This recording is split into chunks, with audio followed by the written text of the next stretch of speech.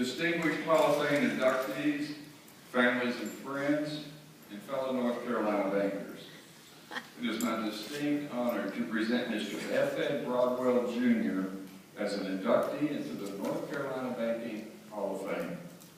To capture the essence and impact of Ed Broadwell in 5 minutes is impossible. But a recent quote from a fellow North Carolina banker provides me with a theme that powerfully conveys Ed Broadwell's Hall of Fame impact in 3 areas: his banking career, his public service, and his compassionate and caring heart. And I quote, "Ed's voice for the banking industry has been like George Beverly Shay's before Billy Graham. Strong, deep, convicted, and convincing. Ed Broadwell is an economics major, graduated from UNC Chapel Hill. He started his banking career as a state bank examiner.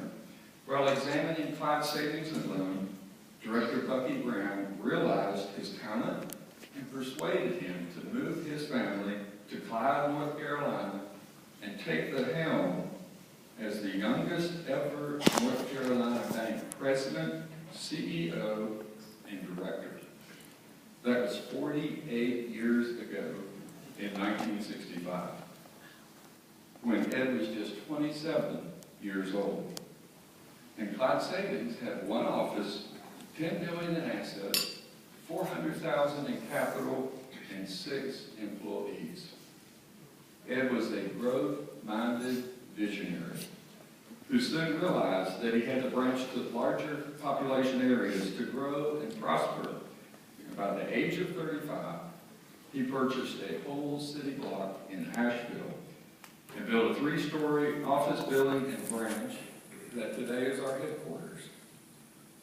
It continued to aggressively branch and grow in Haywood, Buncombe, and Henderson counties. He guided his bank through the decade of the 1980s with 25% interest rates, and he survived the thrift crisis. In the 1990s, he pioneered the creation of a unique mutual partnership of hometown thrifts that began with Triumph Federal in 1996, and then grew with Shelby Savings, Home Savings, Industrial Federal, and Charitable Federal Bank.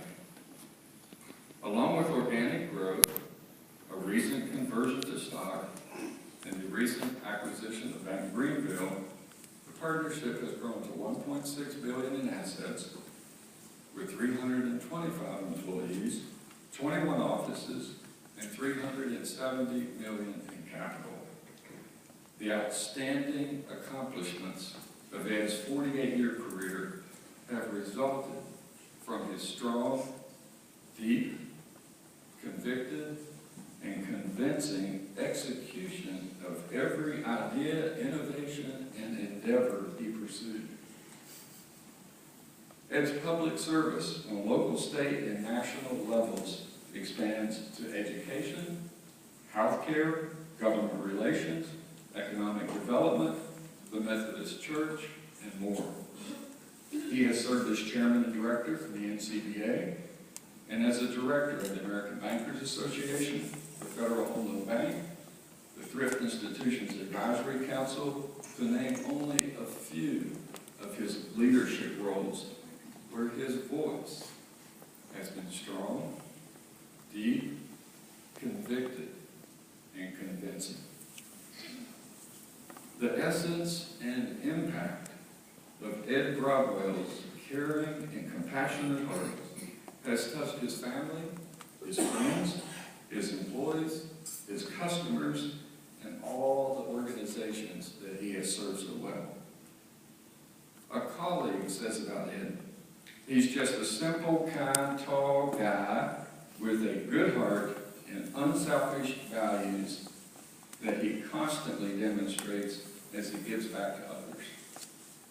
An employee says, over the years I've been amazed at the personal relationships he established with all employees. The positive, caring culture of the bank is a reflection of his character.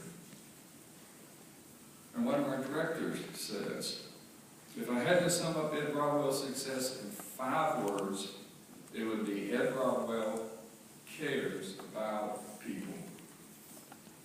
And his children say, his faith in God and abiding sense of humility and gratitude guides his behavior in all that he does.